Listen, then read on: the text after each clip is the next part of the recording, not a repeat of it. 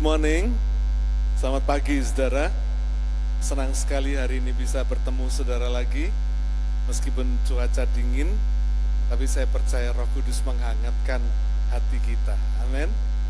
Ya, hari ini saya juga mau menyapa semua jemaat global kita, juga para YouTube subscribers yang setia. Hari ini saya akan berkhotbah dengan judul Esensi Mengikut Yesus. Saudara, sebagai orang percaya, kita ini hidup di dalam anugerah atau di bawah anugerah Tuhan. Sehingga kita ini bisa merasakan aman, merasa sukacita, damai sejahtera, tidak takut, tidak khawatir, punya pengharapan, bisa punya rasa cukup, merasa diberkati, dan juga bisa berbahagia. Saudara, ini sesuatu yang luar biasa. Ya. Jelas ini beda dengan orang yang belum percaya. Apa yang terjadi pada mereka malah sebaliknya, tidak aman, tidak sukacita, tidak ada damai sejahtera, penuh dengan khawatir, takut, tidak pasti, tidak berpengharapan, selalu merasa kurang, tidak ada kepastian untuk masa depan, kurang berkat, tidak bahagia. Saudara, ini adalah hal-hal yang biasa dirasakan oleh orang-orang yang belum percaya. Nah, kenyamanan kita sebagai orang percaya ini menjadi hal biasa, karena ini sudah kita alami sejak kita percaya Tuhan. Akibatnya kita tidak pernah merasakan bahwa hal yang biasa bagi kita ini sebetulnya luar biasa bagi orang yang belum percaya. Nah, akibat kenyamanan seperti ini, akibat kita merasakan atau menganggap kenyamanan hidup sebagai orang percaya ini sebagai hal yang biasa, akibatnya kita ini kurang mengkomunikasikan, kurang bersaksi tentang esensi percaya kita kepada Tuhan, kepada orang lain. Kita kurang bersaksi, kita kurang merasa perlu menceritakan rahasianya, mengapa kita bisa begitu nyaman, begitu bahagia di tengah dunia yang bergejolak seperti ini. Saudara, sementara orang-orang di luar sana, orang-orang yang belum percaya, ingin tahu rahasianya dalam mengikut Yesus. Kita yang punya rahasianya, kita kurang bersaksi kepada mereka. Nah, karena itu pagi hari ini kita akan membahas esensi mengikut Yesus. Esensi itu maksudnya sesuatu yang mendasar, sesuatu yang harus ada, yang harus dilakukan, yang harus dimiliki oleh semua orang percaya.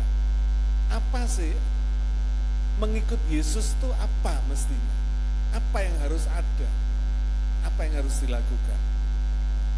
Sehingga kita tahu kita tidak beribadah setiap minggu, cuma hanya beribadah, hanya melakukan kebaktian, atau kita hanya sungguh-sungguh melayani Tuhan dengan setia. Tapi setiap minggu kita akan semakin bergairah, semakin bersemangat, hari lepas hari. Meskipun masih ada persoalan, ada masalah dalam hidup kita, sama seperti yang dialami semua orang. Tapi karena kita mengikut Yesus, resultnya beda. Amin. Nah, pertanyaan sekarang, apa esensi dalam mengikut Yesus bagi orang percaya? Apa artinya mengikut Yesus bagi saudara dan saya? Mari kita baca sekarang. Kita lanjutkan khotbah minggu yang lalu dari Yohanes 6. Sekarang kita baca ayat 60 sampai ayat yang ke-64 lebih dulu.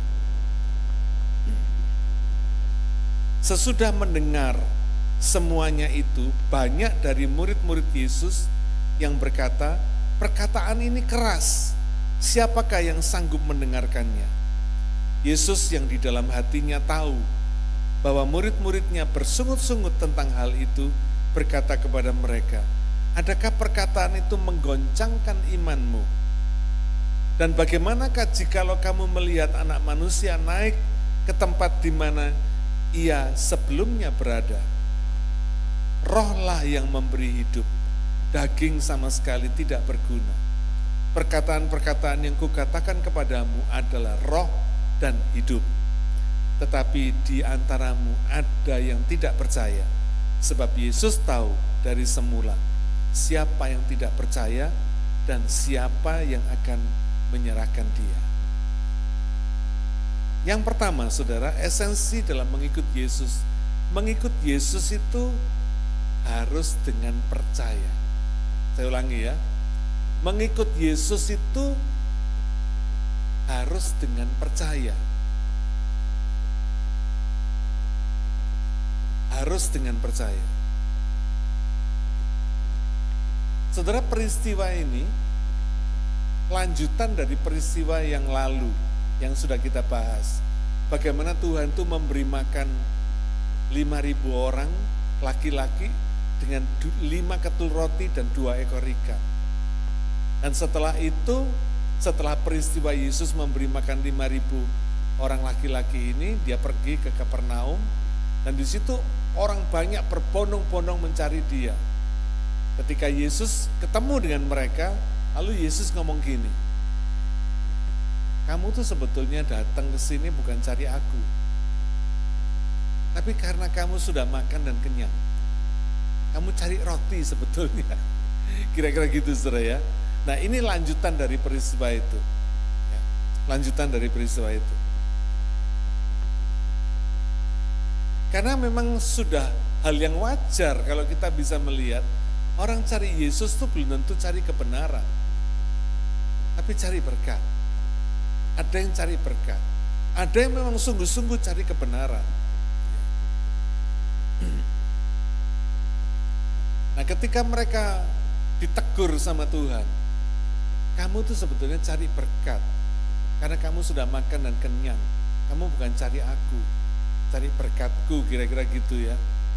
Lalu mereka ini ngomong gini, tanda apa yang bisa kamu perlihatkan kepada kami semua, supaya kami bisa melihatnya dan bisa percaya? Saudara, yang kemarin saya katakan, ini perkataan betul-betul gak tahu malu, kira-kira gitu ya.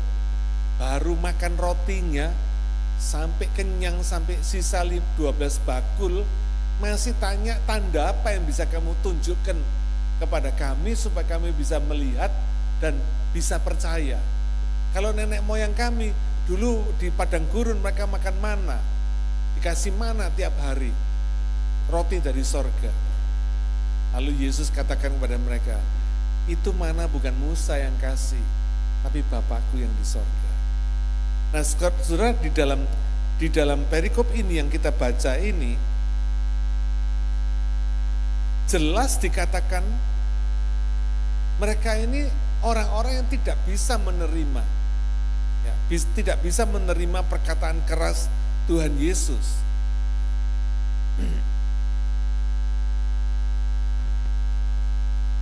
Ini bukti, saudara, kalau berkat itu tidak bisa menjadikan orang percaya. Mujizat itu tidak bisa membuat orang percaya. Jadi kalau hari-hari ini orang mencari berkat, mencari mujizat, saya percaya. Belum tentu percaya. Orang-orang ini belum tentu percaya. Karena percaya Yesus itu bukan sesuatu yang akibat external force dari luar ke dalam, tidak. Tapi akibat adanya internal force dari dalam keluar. Inilah yang disebut sebagai anugerah Tuhan. Ada orang bertanya pada saya, kenapa murid-muridnya itu 3,5 tahun tiap hari makan tidur bersama Tuhan Yesus, tapi masih ada yang mengkhianati Tuhan, dan waktu Tuhan ditangkap lari semua. Ini menunjukkan, saudara, bahwa encounter bersama Tuhan itu bukan karena mujizat, bukan karena berkat, tapi karena pengalaman pribadi. pengenalan akan Tuhan itu sebagai pengalaman pribadi, dan itu adalah anugerah.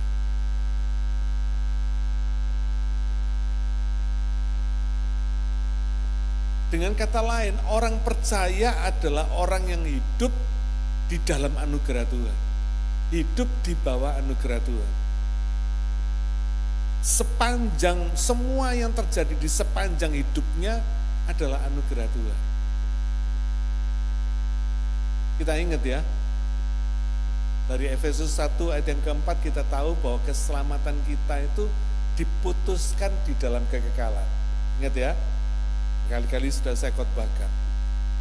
Bukan karena kebaikan kita, bukan karena perbuatan baik kita, tapi karena perbuatan baik Tuhan yang sudah mengambil keputusan untuk keselamatan kita di dalam kekekalan. Efesus 1 ayat yang keempat. Nanti saudara baca sendiri di rumah. Ya.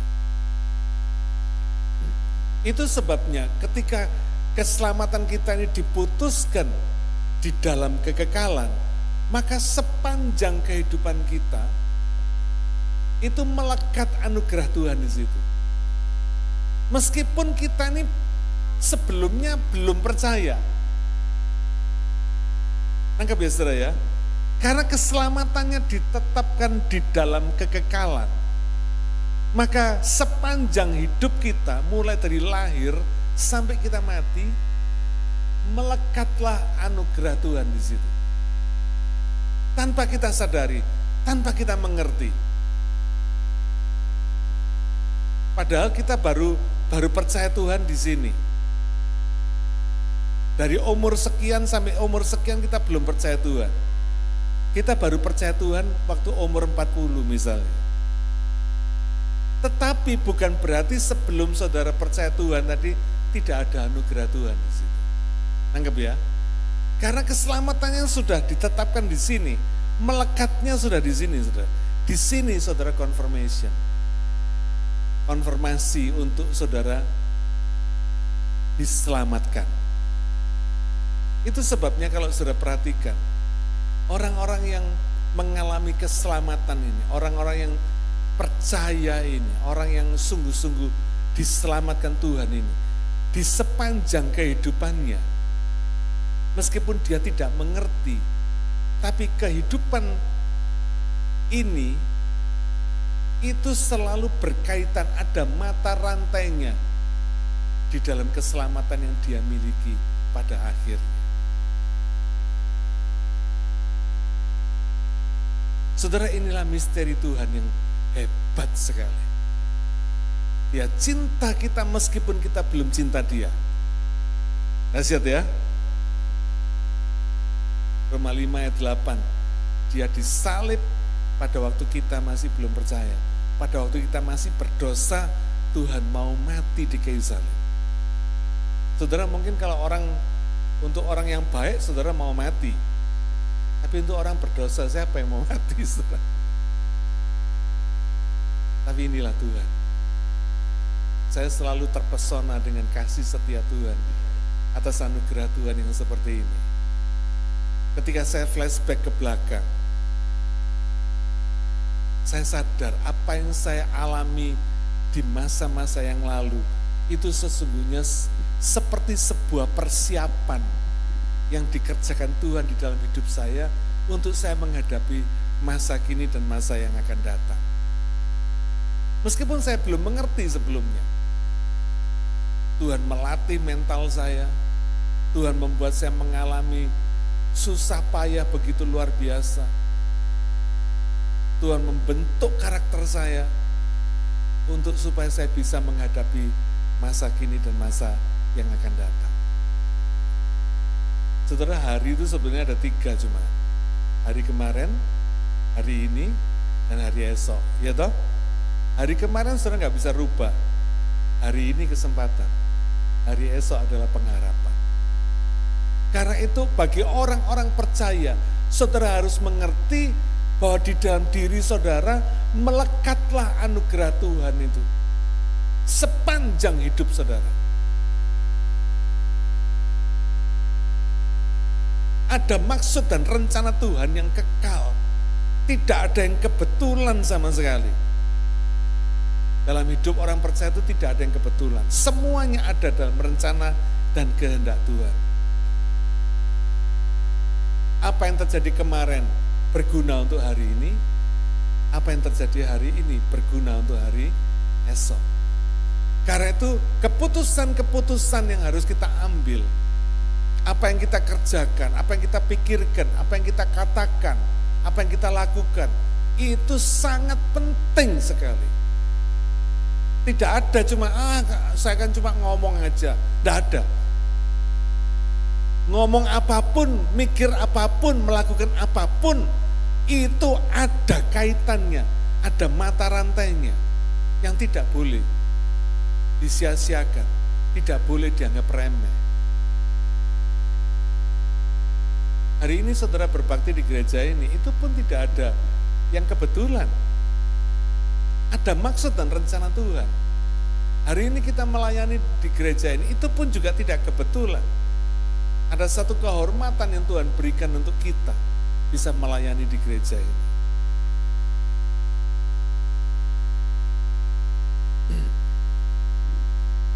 Sekarang kita mulai masuk lebih dalam lagi. Apa esensi percaya itu? Ya, tadi kan mengikut Yesus itu mesti percaya. Esensi yang pertama, mengikut Yesus itu mesti percaya. Nah sekarang kita ngomong tentang apa sih percaya itu? Percaya dalam mengikut Yesus itu apa? 2 Tawarin 16 ayat 9a, salah satu ayat favorit saya. Karena mata Tuhan menjelajah seluruh bumi untuk melimpahkan kekuatannya kepada mereka yang bersungguh hati terhadap Dia. Artinya saudara, dengan jelas sekali, ini ayat sudah nggak perlu ditafsirkan macam-macam lagi. Ayat ini berkata bahwa Tuhan mencari orang yang bersungguh hati kepada Dia. Nah kalau ada perkataan bersungguh hati, tentunya ada yang tidak sungguh-sungguh, betul nggak? Dengan kata lain, kalau ada orang yang percaya dengan bersungguh hati, tapi ada orang yang percaya dengan tidak bersungguh hati, kira-kira gitu. Nah siapa yang tahu orang ini sungguh-sungguh sama Tuhan apa enggak? Enggak ada yang tahu, kecuali Tuhan dan dirinya sendiri.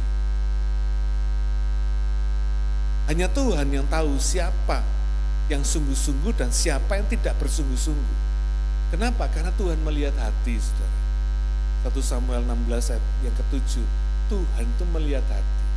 Yang diteropong sama Tuhan itu hati kita masing-masing. Karena itu betapa pentingnya hati ini dijaga supaya ketika Tuhan melihat hati kita, kita ini kedapatan sungguh-sungguh sama Tuhan. Bersungguh hati sama Tuhan. Nah, sekarang kita lebih menggali lagi, lebih dalam lagi. Percaya itu artinya apa, saudara? Gak banyak tanya. Kira-kira gitu ya. Percaya itu gak banyak tanya. Ya. Saya mau jelaskan pada saudara. Kenapa saya pakai kata gak banyak tanya? Percaya. Mengapa sih kita ini gak perlu banyak tanya sama Tuhan? Karena kita ini percaya Tuhan itu gak pernah salah, betul? Tuhan gak pernah gagal, gak pernah lalai, gak pernah telat, gak pernah lupa. Tuhan itu gak pernah tidak adil. Tuhan itu gak pernah jahat. Tuhan itu gak pernah panik, gak pernah kalah, gak pernah yang jelek-jelek, gak pernah. Betul? Siapa setuju? Amin. Setuju semua ya? Nah kalau sudah percaya seperti itu, buat apa tanya? Nangkep gak saudara ya? Kalau saudara percaya Tuhan itu tidak pernah telat, tidak pernah terlambat, ngapain mesti tanya Tuhan, kapan Tuhan? Kapan ini PR bisa ada Tuhan? Kapan ini kerjaan bisa ada Tuhan? Gak perlu toh? Saudara kan yakin Tuhan itu gak pernah terlambat. Kalau saudara butuh PR ya Tuhan pasti kasih PR saudara tepat pada waktunya. Kalau saudara butuh pekerjaan, Tuhan akan kasih pekerjaan tepat pada waktunya. Tuhan gak pernah jahat, jadi kalau saudara butuh pekerjaan, ya Tuhan pasti kasih pekerjaan. Gak perlu tanya, Tuhan saya udah berdoa 3 tahun Tuhan, kok gak dapat kerjaan, gimana Tuhan? Gak perlu tanya saudara.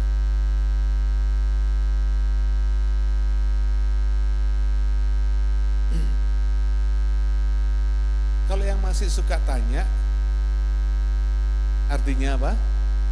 Belum percaya. Nangkap ya? Coba ngomong ke kiri kanan saudara. Percaya itu tidak banyak tanya. Ngomong ke kiri kanan. Bilang ke kiri kanan saudara. Orang percaya itu orang yang tidak banyak tanya.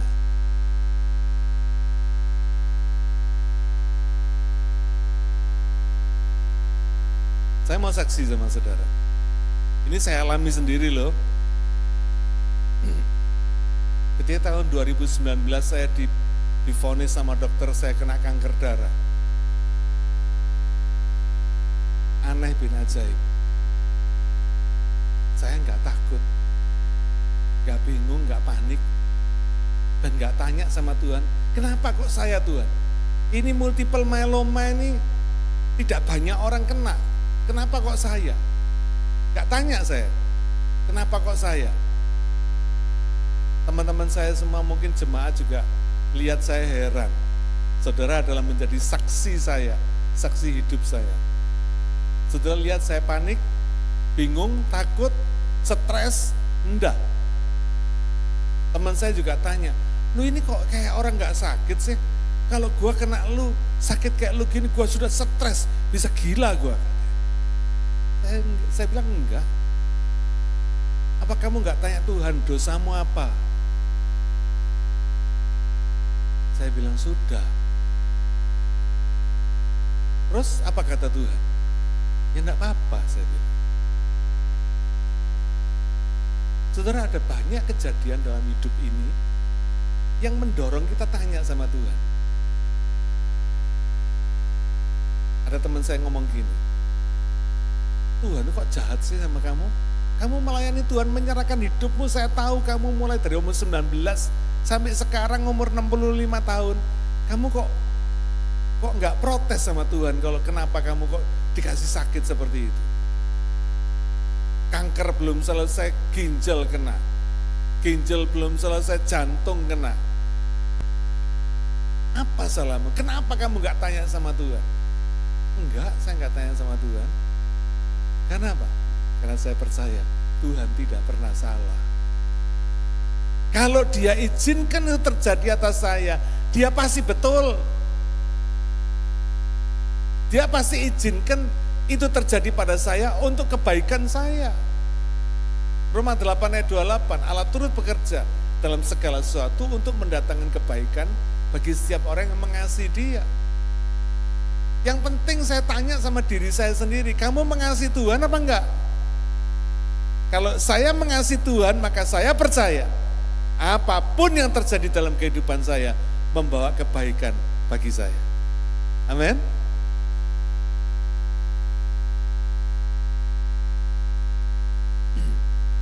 Kalau ada hal-hal yang tidak bisa dimengerti, tidak apa-apa saudara. Kita ini tidak diharuskan untuk bisa mengerti semuanya. Biarpun profesor, doktor, siapapun juga yang gelarnya 9, belum tentu ngerti semua. Iya loh saudara. Jadi kita ini tidak perlu ngerti semua. Tapi yang perlu percaya kepada Tuhan. Ini esensinya. Mengikut Yesus itu percaya. Dan kalau percaya nggak banyak tanya. Yakin bahwa apa yang terjadi dalam hidupnya adalah kebaikan bagi dia. Tuhan tidak pernah salah. Dan Tuhan tidak pernah gagal. Ada mata rantai dan rencana kehendak Tuhan yang melekat di dalam kehidupan kita sebagai anugerahnya sepanjang kehidupan kita. Mulai dari kekal sampai kekal.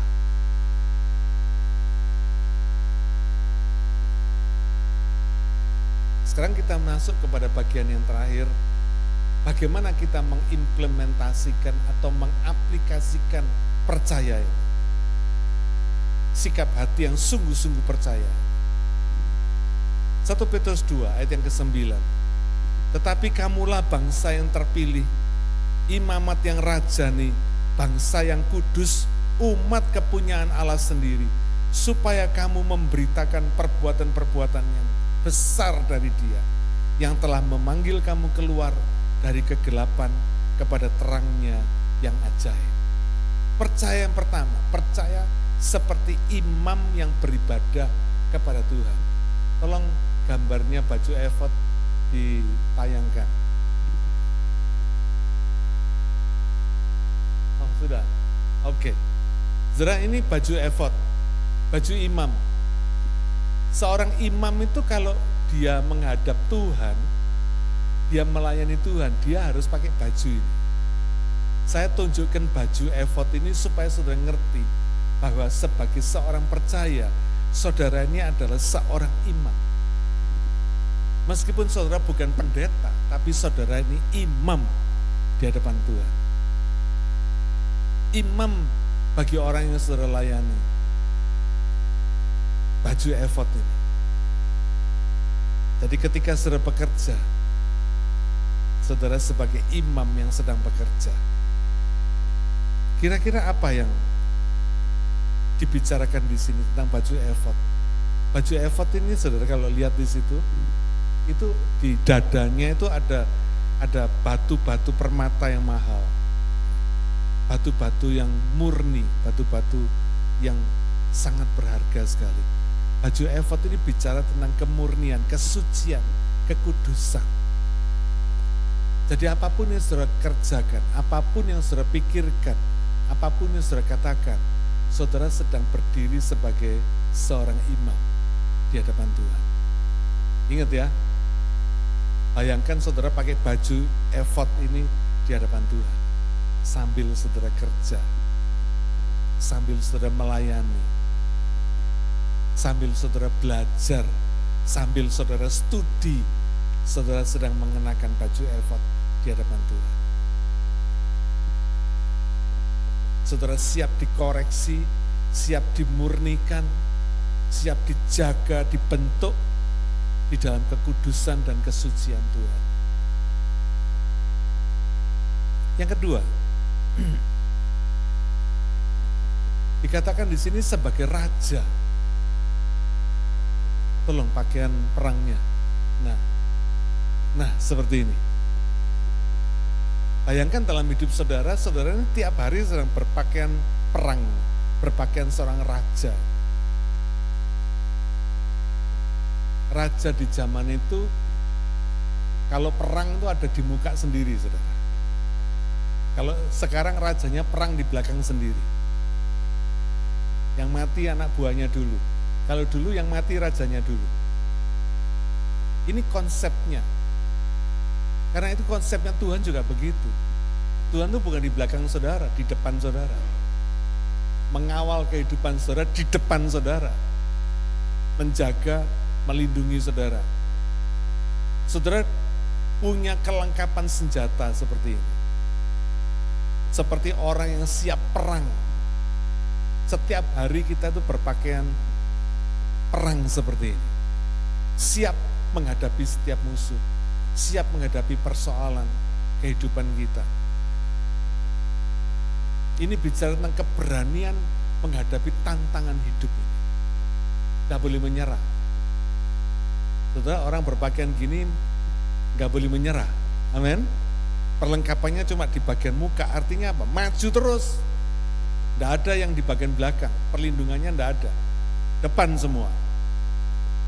Ketopong keselamatan, baju sirah kebenaran, pedang roh, perisai iman dan sebagainya.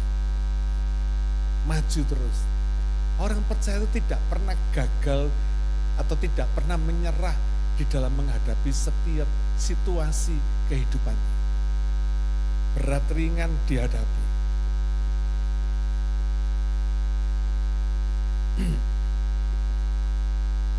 Yang ketiga, 2 Korintus 11 ayat yang kedua. Sebab aku cemburu kepada kamu dengan cemburu ilahi. Ini Paulus yang mengatakan. Karena aku telah mempertunangkan kamu kepada satu laki-laki, untuk membawa kamu sebagai perawan suci kepada Kristus. Yang ketiga, seperti mempelai wanita di hadapan Tuhan. Gambarnya? Iya. Seperti ini, saudara. Saudara, ini mempelai wanitanya Kristus.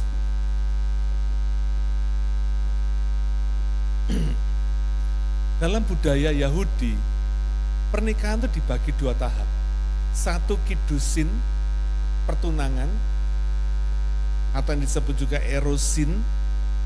Yang kedua nisuin. Nisuin itu perkawinan, pernikahan. Pertunangan, kidusin, dan nisuin. Nah, kidusin ini ditandai dengan penyerahan barang berharga. Mempelai laki-laki akan datang ke tempat mempelai wanita, menyerahkan barang yang paling berharga yang dia miliki untuk istrinya, untuk calon istrinya. Dan ketika calon istri ini menerima barang berharga itu, artinya dia komitmen, mulai hari ini, kamu adalah calon suamiku, dan aku sudah bukan milik orang lain, bukan piala bergilir, tapi betul-betul aku adalah milikmu, karena aku sudah menerima barang berharga yang kamu berikan kepada aku. Ini prinsipnya kedusin. Saudara bisa bayangin ya, setiap hari saudara itu berpakaian mempelai wanita di hadapan Tuhan. Wah, keren saudara. Pakaian sebagai imam bicara tentang kekudusan, pakaian sebagai panglima perang bicara tentang keberanian menghadapi tantangan. Yang kedua, bicara pakaian sebagai mempelai wanita, bicara tentang cinta kasih kita yang hanya untuk Tuhan. Ketika saya mengerti prinsip ini, Tuhan tuh ngomong sama saya, untuk mengikat kamu. Kalau tadi itu mempelai pria mengikat kamu, mengikat mempelai wanitanya dengan barang yang paling berharga yang dia miliki. Tuhan ngomong gini sama saya, aku mengikat kamu dengan Yesus yang paling berharga di kayu salib. Anggap saudara ya, tidak ada yang lebih berharga daripada Yesus untuk mengikat hati saudara dan saya supaya betul-betul dimiliki oleh Tuhan. Seorang diri, only. Kita nggak boleh lirik kiri, lirik kanan, nggak boleh flirting, saudara. Karena kita ini sudah miliknya Tuhan. Dijaga sama Tuhan. Matanya ngelihat hati kita. Nggak bisa flirting kita. Tangkap ya saudara ya. Semoga tiga gambaran tadi ini, efod dan panglima perang serta mempelai wanita ini selalu mengingatkan kita bahwa tiga pakaian ini kita kenakan setiap hari untuk mengingatkan kita akan kesucian Tuhan, untuk mengingatkan kita akan keberanian kita percaya menghadapi setiap tantangan kehidupan kita, dan yang ketiga untuk menjaga hati kita supaya cuma mengasihi Tuhan dan tidak ada yang lain.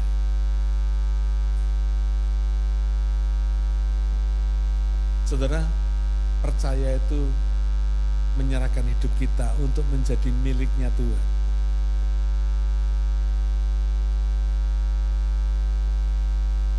Satu, mengikut Yesus itu esensinya percaya. Dan ini loh maksudnya, artinya percaya. Bukan cuma sekedar ngomong percaya, tapi inilah esensinya percaya. Percaya dengan suci, percaya dengan berani, karena ada otoritas Tuhan yang diberikan kepada kita untuk menghadapi setiap persoalan hidup ini, dan percaya dengan cinta kepada Tuhan. Yang kedua, saudara, yang terakhir, esensi mengikut Yesus itu setia. Saya akan bacakan lanjutannya, ayat 65.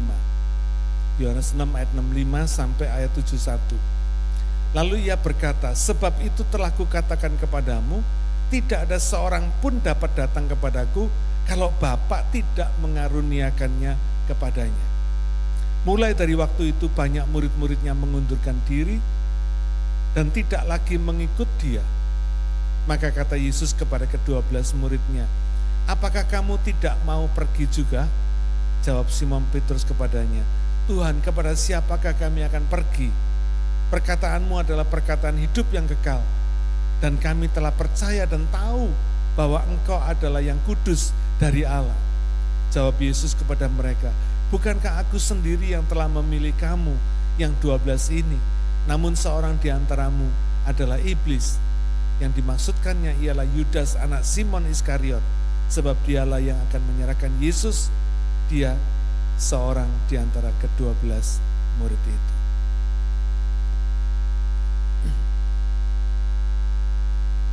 Tuhan itu tidak pernah menurunkan standar ilahinya, saudara.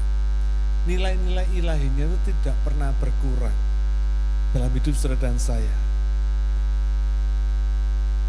Demi menyenangkan saudara, terus saudara bilang, ya sudah.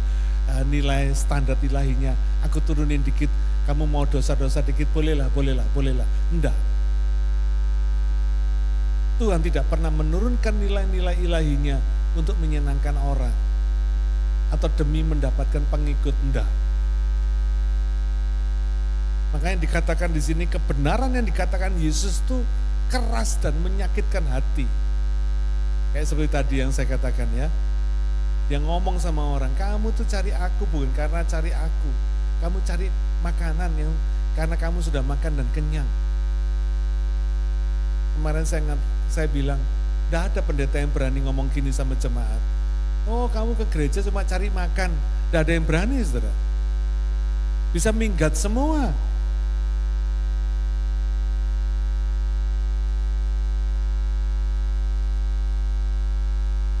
Tapi ketika muridnya berkata, perkataan ini keras, siapa yang bisa menghadapinya? Lalu mereka mengundurkan diri. Dikatakan di sini murid-muridnya mengundurkan diri dan tidak lagi mau mengikut dia. Waduh, saudara. Kira-kira kalau pendeta saat ini gimana? Stres. Jemaatnya ngilang semua. Stres dia.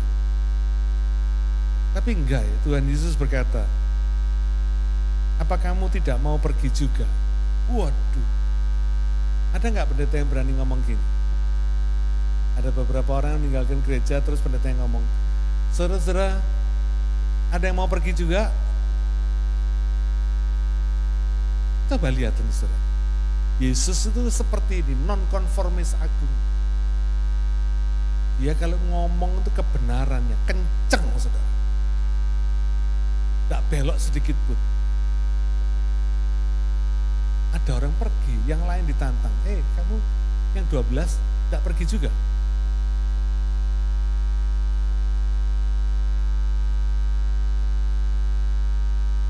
Ini satu hal yang implisitnya ngomong gini. Kamu yang butuh Tuhan atau Tuhan yang butuh kamu?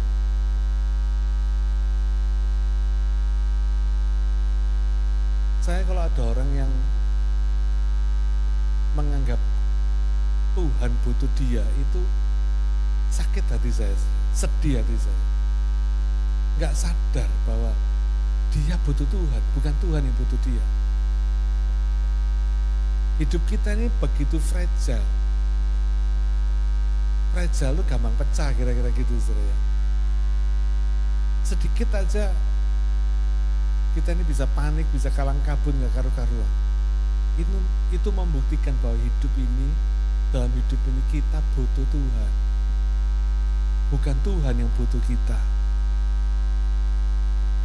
Jadi kalau kita bisa melayani Tuhan, itu satu kehormatan saudara.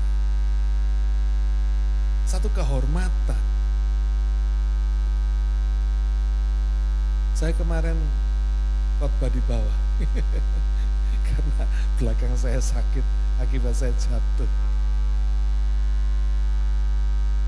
Anak saya bilang, Pak, apa di gereja tidak ada yang khotbah lain selain Papa harus khotbah karena dia tahu saya kesakitan. Saudara, saya belajar membentuk mental saya untuk tidak pernah menyerah sama kesulitan. Selama saya masih bangun, masih hidup, masih bisa bernapas, tidak bakal menyerah saya, saudara. Saya ditanya sama Gideon, mau kursi, disediain kursi di situ. Saya bilang enggak ada, thank you. Saudara, hidup itu jangan menyerah. Karena kita tahu Tuhan beserta dengan kita. Ya.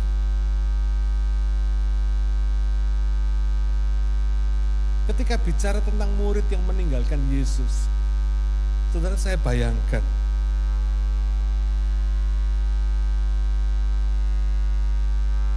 kalau ada pendeta kayak Yesus, apa ada jemaat yang mau mengikuti dia?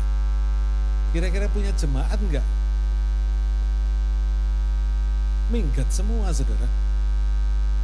Gak usah dikomando, minggat semua.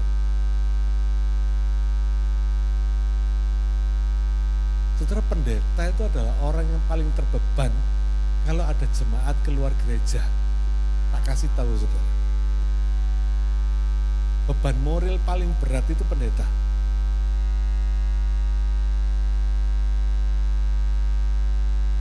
Kadang-kadang jemaat keluar gereja itu bukan karena tidak cocok sama pendetanya, tapi kadang-kadang nggak cocok sama jemaatnya. Nah, coba bayangin kalau ada jemaat 50, kalau saling tidak cocok terus saling keluar gereja, yang stres siapa? Pendetanya, saudara.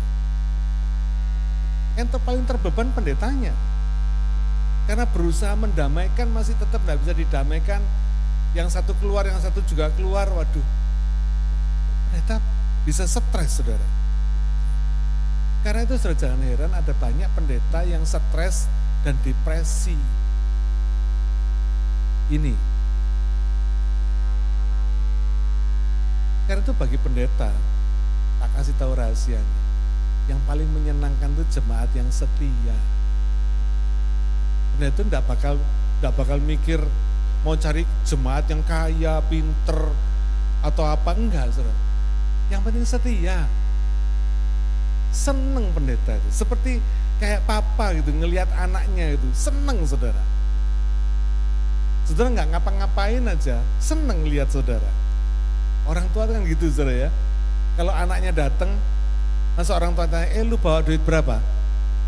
Enggak kan? Anaknya datang, kita sudah seneng lihat orang tua, anaknya datang, orang tua seneng. Demikian juga pendeta. Saudara datang kebaktian aja, happy saya, saudara. Seneng saya.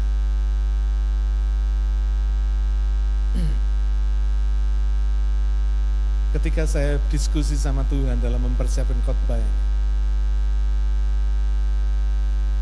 Tuhan ngomong sama saya, ya kamu memang senang yang setia. Tapi katanya Tuhan, yang paling sedikit itu yang setia. Saya ketawa sama Tuhan.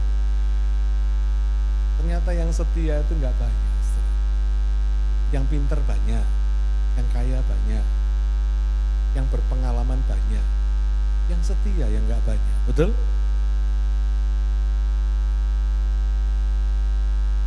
Setiap kali saya menangis di hadapan Tuhan karena ada jemaat yang keluar gereja, Tuhan menghibur saya.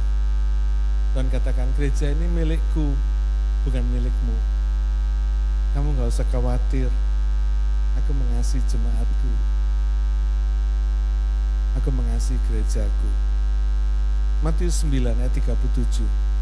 Maka katanya kepada murid-muridnya, tuaian memang banyak, tetapi pekerja sedikit. Karena itu mintalah kepada Tuhan yang empunya tuaian, supaya ia mengirimkan pekerja-pekerja untuk tuaian itu.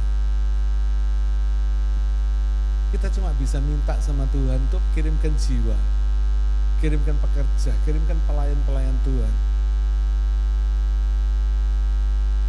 Dan melayani Tuhan itu bukan urusan usia, tapi urusan hati, saudara. Saya sangat diberkati dengan gereja Caleb Church ini.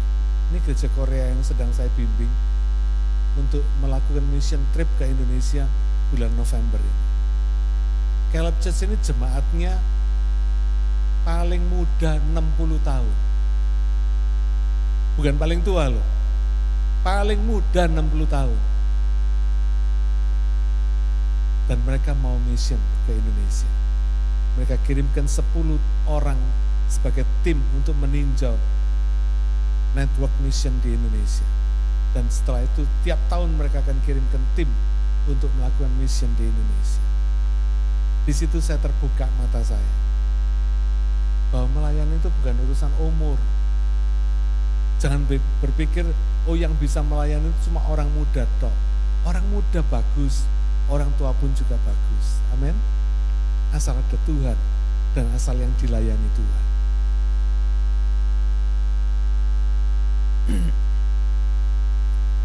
Satu hari Tuhan berkata sama saya, tugas kamu cuma menggembalakan domba-domba yang aku percayakan kepada kamu. Saya bilang, iya Tuhan, saya siap Tuhan, saya mau. Saya memberikan hidup saya kepada domba-domba saya, kepada domba-dombamu, untuk saya layani. Tapi kadang-kadang domba-domba ini nggak mau dengar. Dan saya mendapatkan kebenaran. Oh iya, makanya ada domba dan kambing. Ternyata apa bedanya? Ya, nanti saya cari. Ternyata domba-domba ini makan apa yang disediakan oleh gembalanya. Iya, saudara, luar biasa ya. Gembalanya menggiring domba-domba ini ke padang gurun yang hijau. Di situ mereka makan. Kalau kambing enggak, kambing cari makan sendiri. Bisa tersebar kemana-kemana, bukan karena dicarikan makan sama gembala. Saya sadar, ya memang setiap orang punya kualitas domba dan kualitas kambing, saudara. Dan Tuhan pesan, muridkan domba-dombaku, bimbing mereka supaya mereka sungguh-sungguh percaya dan mengasihiku. Saya bilang, ya Tuhan, saya komitmen, I give my best. Ayat yang terakhir, Wahyu 17 ayat 14. Kita tahu Wahyu itu bicara tentang akhir dari zaman akhir. Ya.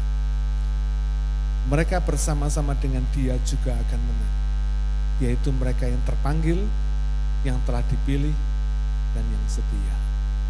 Wah, Tuhan ingatkan kita. Yang manggil siapa? Tuhan. Yang milih siapa? Tuhan. Tapi yang setia siapa? Kita. Saudara, yang terakhir nanti, pada akhirnya, ada yang terpanggil, yang terpilih, dan yang setia. Dua yang pertama dikerjakan Tuhan. Setia yang terakhir, kita yang harus ngambil keputusan. Amin. Orang yang menang adalah orang yang dipanggil Tuhan, yang dipilih Tuhan, dan yang mengambil keputusan untuk setia. Pertanyaannya, kita masuk orang yang gimana? Siapa yang terpanggil? Siapa yang terpilih? Siapa yang setia? Amin. Amin. Ya, mari kita berdoa.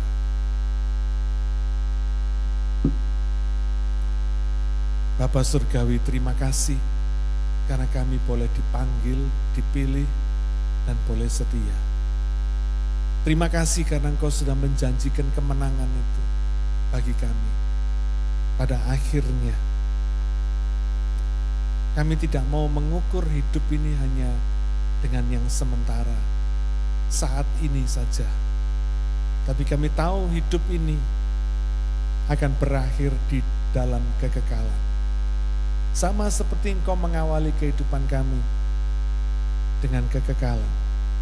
Saat ini Engkau mengingatkan kami supaya mempersiapkan diri di dalam kekekalan. Tuhan, terima kasih. Hari ini Kau mengajar kami esensi dalam mengikut Yesus, yaitu percaya dan setia. Kami bersyukur atas begitu jelasnya firman yang Kau berikan kepada kami, sehingga kami bisa belajar dan boleh melakukannya dalam ketaatan kami. Terima kasih ya Bapa. Biarlah Engkau meteraikan firman-Mu ini dalam hati kami semua, supaya kami selalu ingat akan pesan Tuhan, supaya kami boleh jadi orang yang menang pada akhirnya. Terima kasih Bapa. Kami percaya Engkau selalu memberi kami kesempatan untuk jadi pemenang. Bapa, kami berdoa supaya seberapa banyak domba-domba-Mu di tempat ini yang mau mendengarkan suara-Mu dan mau taat kepadamu, biarlah Tuhan urapi kami semua supaya kami boleh menyenangkan hati. Terima kasih Bapa. Kami serahkan hidup ini dalam tangan-Mu, biarlah Engkau memberkati kami. Dalam nama Yesus kami berdoa. Amin.